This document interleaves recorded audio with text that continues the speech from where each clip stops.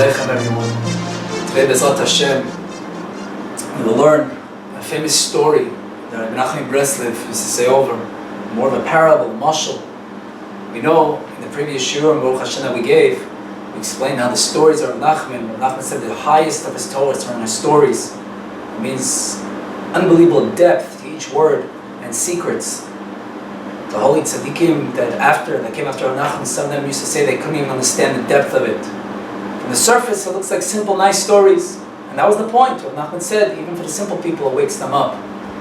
But this year, Bezrat HaShem, I'd like to say over one of the stories, one of the famous ones, and go into depth a little bit about what Rebbe Nachman really means. The story we're going to speak about today is called the Turkey Prince, the Tarnagol Hodu. Rebbe Nachman says, I'm going to read the story a few lines and I'd like to explain. Sipur Rabbeinu Moshel, Rabbeinu said, Rebbe Nachman said over a Moshel, a parable. Maisa mi ben melech echad, there's a story that one time the son, the prince of a certain king, of this one king, shishtagea, that he went crazy, v'choshev shetarnagol hodi, and thought that he was a turkey. Poshat ben HaMelech es begodov, the prince got undressed, he threw off all his clothes, v'zochal, and creeped and crawled on mitachas shulchan, underneath the table of the king, where they sat and dined, v'hityashiv sham, and sat over there, v'ochel pirui lechem, he ate the crumbs of bread, v'atzamais, and the bones, ketarnagol hodu, like a turkey. I'd like to explain each and every word up until now what we just said. Bezrat HaShem, my plan with Hashem's help is to give this whole story maybe in a few shiurim. But these few lines I'd like to explain in this year. To explain what's going on. Who is this king and who is this prince? Rabbeinu, Rav Nachman writes, Maisa mi ben melech echad, with this one king. Why isn't Rav Nachman just writing ben melech, the son of a king, a prince? The reason why Rav Nachman writes echad is because Rav Nachman is trying to tell us who is this king. This king is the one and only, the Rabbeinu Shalom. When we say king, we talk about the king of kings, the one true king. That's why he says the one king. Flesh and blood, there's many kings. But the true one king, there's only one. And that's HaKadosh Baruch Hu. So we know that the story with this king that had this son, we're talking about the Rabbeinu Shalom. Who is the son of the Rabbeinu Shalom? We know that the Jewish nation, Rebbe Shalom says, God says, Banim atem, you are my children. There's another pasuk that says, Bini b'chayri Yisrael, that the Rebbe Shalom calls Am Yisrael his firstborn son, his son. So from a typical and a simple point of view, we understand that the king is God, and the son that becomes crazy, which will explain what that craziness was, is a Jew, who we know, because Baruch Hu calls his son. I'd like to explain though, that the Jewish nation isn't just the son of God, and the son of HaKadosh Baruch Hu, of HaShem Yitbarach, because HaShem chose, of course, but it's deeper than that. Now let me explain. I'll preface with a very deep thing that I heard and saw once in the Baal Tanya. The famous Baal Tanya writes in the Sefer Tanya, in the first chapter, in the first parak, that when HaKadosh Baruch Hu created the Jews, the Jewish nation we know, he brings from Arizal, from Chaim Vital, that we have two souls. We have our animal soul and the godly soul. Now we know, let's take for example, a regular father, not God, a father and mother on this world, a physical father and mother. A physical father and mother, in order for them to have children, what happens is, the father, to explain the science of it, the father has to heat up his body. He's really heating up his mind. His mind causes the heat. It sends down the seed. The seed originally comes from the mind, the brain. The science, it's proven. And it goes down the spine, and it goes into the aver, the organ of the male. And then the male gives it over to the female, and in the female, it has the whole program of the 9 months, where it opens up and it grows slowly but surely. But essentially, this whole human being that comes out after 9 months is really that seed that was from the mind of the husband, the moach, the brain. Now, this is not me saying this. Rashi in Meseches Chulin writes this. Rashi in Meseches Chulin says this process. He says the sperm, the zera, the seed comes from the mind, the moach, goes down the spine, and then it enters into the aver, and then when the man and woman come together, that's when he gives it over to the woman, and the production happens inside the woman. Bezat Hashem, to all women, should have the bracha. Bezat Hashem. Now, let me tell you an amazing thing. In Pirkei Avos, it says in the Mishnah that Kadosh Baruch Hu created the world with 10 sayings. Different shit, we spoke about it at length, the deep aspects of it in the Sefer Yetzirah. But we know that Kadosh Baruch Hu created the world through speech. We know Hashem doesn't have speech, but it's just for us to understand. It means it didn't come from His essence. Speech doesn't come from an essence. Speech comes from already more of the outside of the human. One thing that was created came from the essence of Hashem, and we know that is the godly soul that each and every Jew has. The godly soul, it says in the pasuk, "Vayipach ba'apav nishmas chaim." The Rebbe Nachman blew a soul into the body. If I told you to speak for an hour, you could speak for an hour. But if I asked you to breathe and breathe quickly for an hour, you wouldn't be able to, because you would tire out. Because breathing comes from the essence, it comes from the inside of the human being. Kaviyachal, the same thing. HaKadosh Baruch Hu didn't create the godly soul from speech. He created it, He took it from Himself, and He separated it from Himself and made it into a soul. Now how that works, we're not going to get into. But we understand that the Jewish soul, this godly soul that the Jewish nation has, comes from the mind of Hashem Kaviyachal. That is why we're called the children of Hashem. Not just because Hashem decided to call us that. Because the way we were created is just like the sperm that the sun is made up of, that comes from the mind, which is the inside. The same thing. It doesn't come from the speech, it comes from the mind. And it goes down, like we said from Rashi and Chol, the same idea. That we come from the inner, the essence. Because like we said, Hashem breathed, what did He do? Vayipach. He breathed a soul. That is why. So that is the child. The child we're talking about is not just because Hashem picked, but a Jew is a child because the way Hashem created him is from His essence, as opposed to everything else in the world, which is through speech. Now, so that is the king, and that is the son. The question is, Rebbe Nachman said the son became crazy, which would means every single Jew. Rebbe Nachman doesn't describe why he became crazy or what his craziness was, but he gives us a clue. He says that he became crazy, that he thought he became a turkey. Now, from understanding why Rebbe Nachman picks this prince thought he was a turkey instead of a lion or anything else, we'll understand what his craziness was. That is the greatness of Rebbe Nachman. How sometimes to go forward, we'll understand backwards. We know that a Jew is called Yehudi. Yud, Hey, Vav, Daled, Yud. Yehudi. Hodi, a turkey, is missing one letter from the word of a Jew. It's missing the first Yud. It's not Yud, Hey, it starts in the Hey. It's missing just the first Yud. Now let me explain this, something very deep over here Nachman is teaching us. The Gemara, the Talmud teaches us in Meseches Menachot, on Daf Chav Tet, on the 29th Daf, on Amud Beis, the second side. The Gemara says that Rebbe Shalom created two worlds we know. The Olam Haba, the next world, and this world. The Gemara brings a pasuk and it says in the pasuk, ki, with. Ki sometimes means different things, but here means ki, with. Bika tzu'elamim. With, ki bika. What's Beis Yud K? With. Beis means with, Yud and the Hey. The two letters, Yud, Hey, Hashem created ha'olamim, the worlds. These two worlds. The Gemara tells us the Yud, the first ice of Yud K, which is Yud, and then the ice Hey, you're not supposed to say it because it's God's name. Yud represents Olam Haba, and the Hey represents Olam Hazeh. Yehudi, a Jew. Who is a Jew? Somebody that always has on his mind the next world. Yehudi. That he has that Yud before the Yud, that I'm here for this world, but for this world, just for the next world.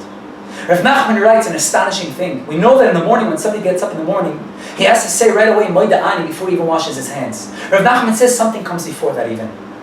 A Yid, when he wakes up, a Jew wakes up in the morning, the first thing he should say is, I'm in this world just for the next world. I'm here, but this isn't the main place. The main thing is the next world. And then to say Modani. Rebbe Nachman says when each Jew does that in the morning, he reminds himself not to waste his time that day. To use out his time. Now, the problem is, many Jews, and many of us, all of us at certain times, we forget about that. We come to this world, and desires, worldly desires and bodily desires, makes us forget that there's a next world. And therefore, we give into our bodily needs, and we do, and our ego, and everything that is involved. But if a Jew always had, this world's nothing, there's a next world, he wouldn't do anything that goes away from the Ratzon of HaShem. But the problem is, we become crazy. We know the Gemara says in Kiddushin and Sukkah, two places, many places it's brought down, that when a person does a sin, it means that something crazy came into him. Ruach shtus, like a ruach, a crazy ruach. It doesn't mean a shade, but it means he lost his das, his seichel. Rebbe Nachman says that when somebody loses his seichel, he doesn't have emunah. Even though emunah is beyond seichel. But if you don't have any seichel, then you can't have anything. What seichel? Rebbe Nachman, the seichel that this world is nothing. The main thing is the next world. Rebbe Nachman writes in Torah Nun Daled in Mukut Maran that forgetfulness is the greatest thing and the worst thing. It's the greatest thing because when we go through pain and suffering, if we didn't forget it, we wouldn't be able to move on. But when it comes to things that we do have to remember, which is the Yud of Yud K, which is the Yud of Yehudi, and we forget that, that's an issue. But why do we forget that? We forget that because we become crazy up here. Why do we become crazy up there? Because of the sin that we do and the sins in our ego. If a person just reminds himself daily, minute after minute, as much as he can, that I'm here just for 70, 80 years, he's a Yehudi because he has the Yud. But the son, it says, of the king, which means us Jews, he became crazy. And now he lost that. And therefore he became Hodi. Because a turkey is missing the first Yud.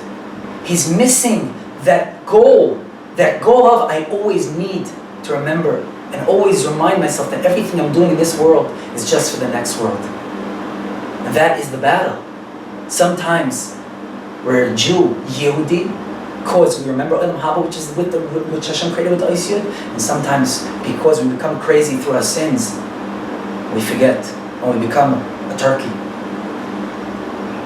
What's interesting is, I said over a story a few days ago, I'd like to share it, the famous mashal that Chafetz Chaim says, there was once a poor person, and the poor person one time decided that he couldn't take it anymore, and he decided he heard of a country on the other side of the world, that there's diamonds laying all over the floor. He decided he'll go and he'll carry suitcases and truckfuls and shipfuls of diamonds, and I'll bring it back and I'll be able to support his family with a lavish lifestyle. He tells his family, and they agree, and he takes on. His voyage lasts a year. He shows up to the other side of the world, and literally, and lo and behold, his eyes are watering. He sees diamonds glimmering all over the floor. And he starts picking up and filling up suitcases and trucks and everything. He goes into town though, and when he goes into town, he sees an item, and he says, I want to buy the item, beautiful item. So he goes over and he says, what's the big deal? I'll pull out a diamond now, whatever. He gives the owner of the store a diamond, and he says, may I have this and keep the change? Because the diamond's worth millions, and this was a couple of dollars.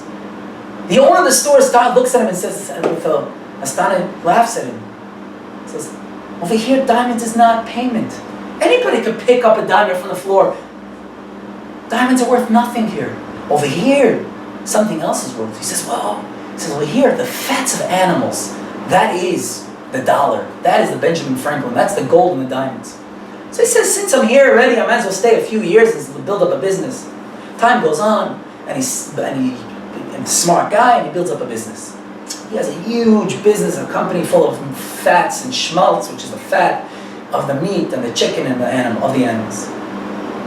20 years down the line, a letter comes. Father, where are you?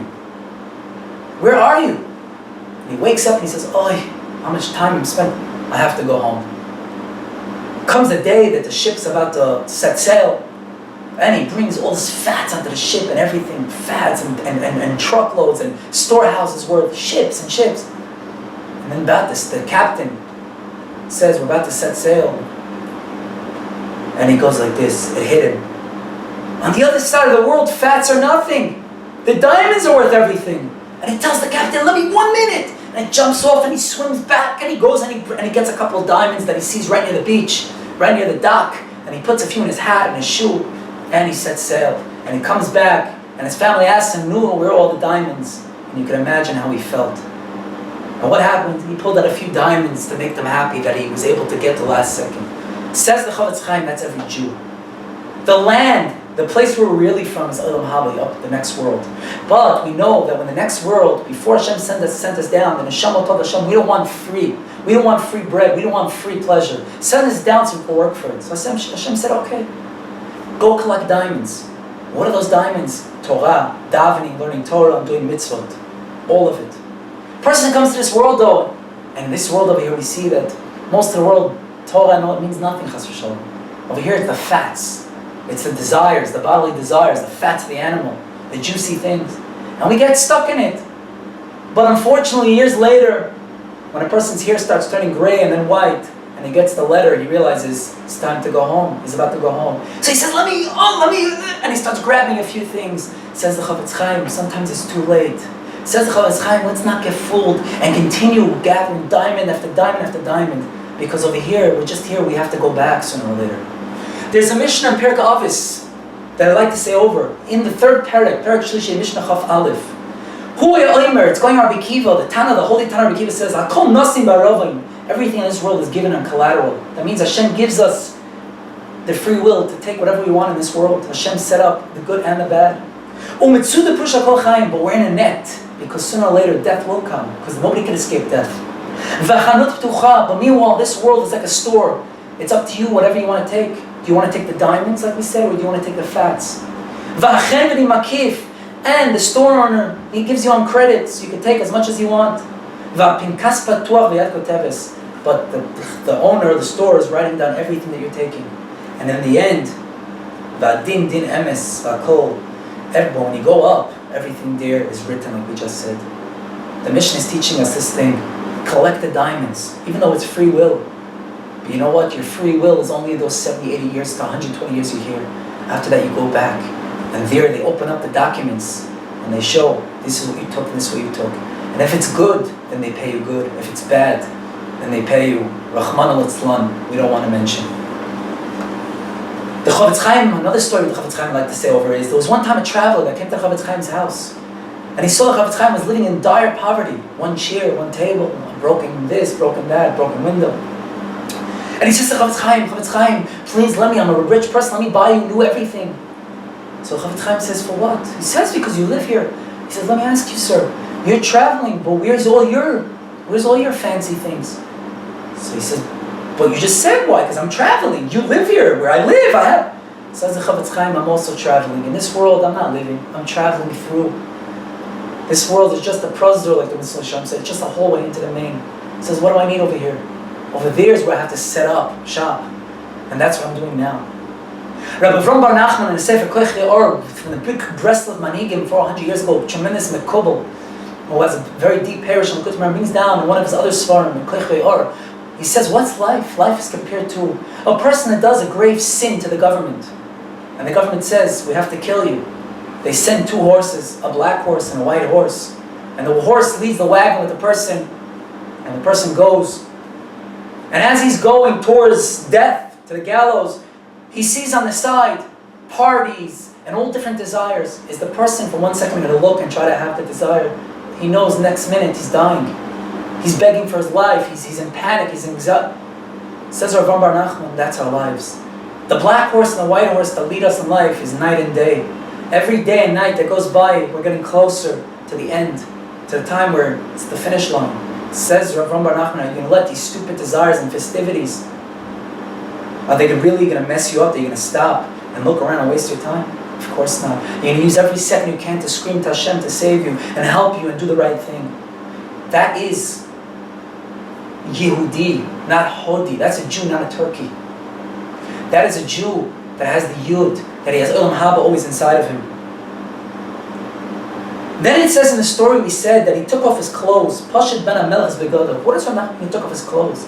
It's on a simple meaning because he wasn't human. So an animal doesn't have clothes. Rav Nachman means a lot deeper now. The clothes that Rav Nachman means is spiritual clothes. Rav Nachman in the Likutei Moharan and in the Baal Tanya and the Arizal and all the big Mukabalim and all the Baal Shem Tov, they all speak about the spiritual clothes, the Zohar, they bring it from the Zohar HaKadosh. What are the spiritual clothes? We know the human being, the real human, is not the body. The body needs physical clothes. The real human being is the neshama, the soul.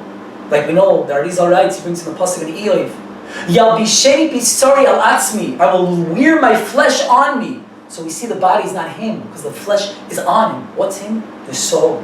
But what are the garments of the soul? Says the Baal Tanya and all the Mukubalim. The dressing of the soul is three.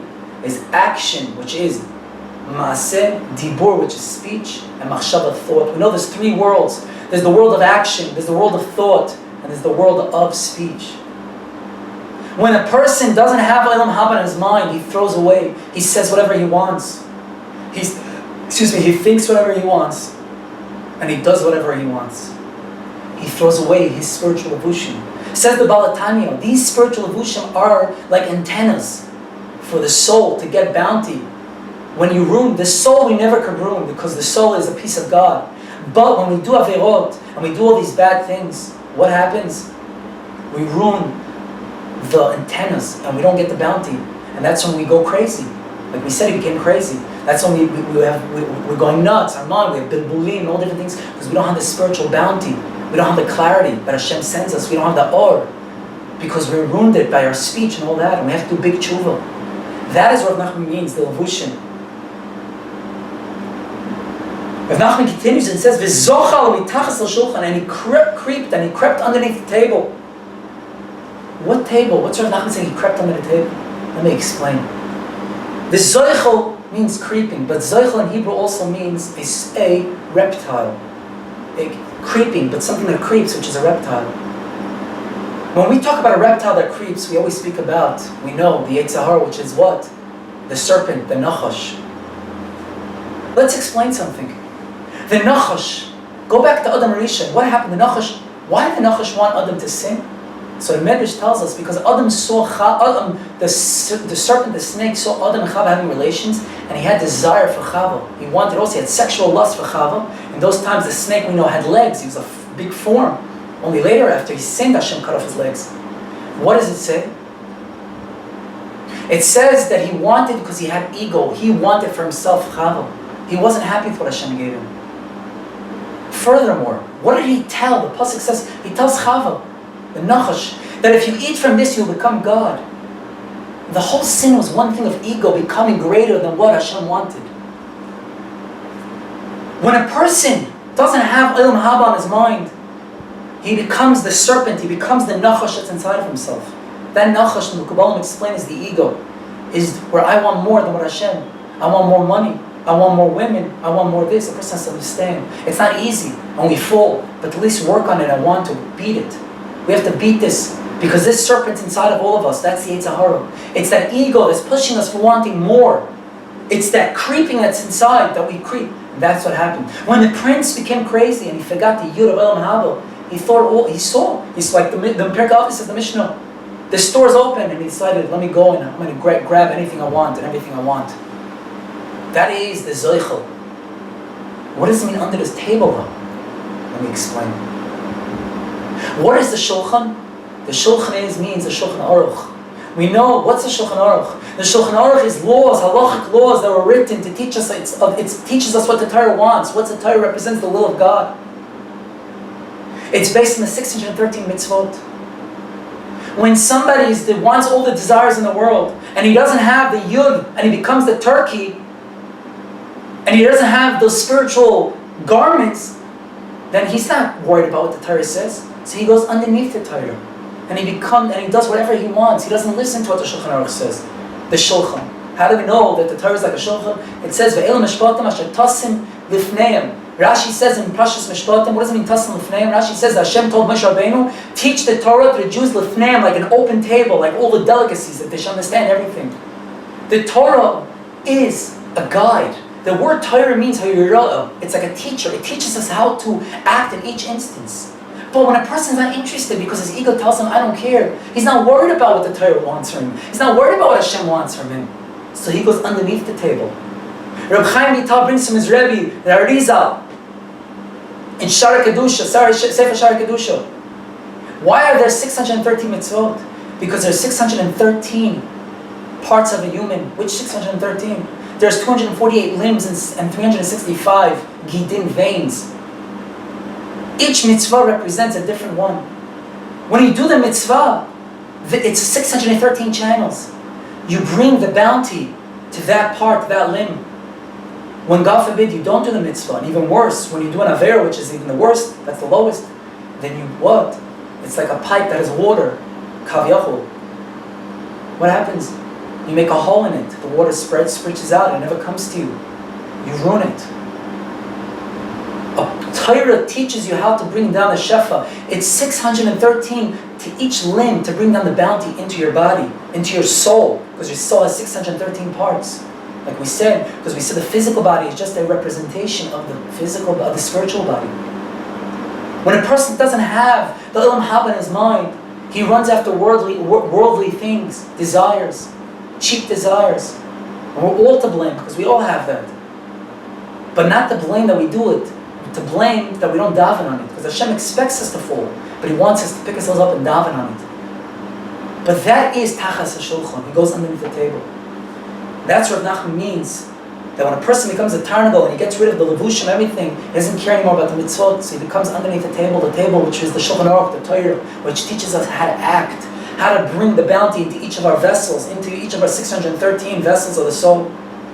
Rav Nachman says, then he went underneath the table and he started eating bones and shells and pirurim.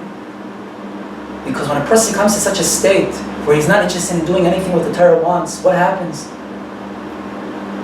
He eats the shells. Atzamot, the klipot. What's a klipa? You know, in Kabbalah, klipa is the dark side. The klipa means it hovers, it covers over the ar.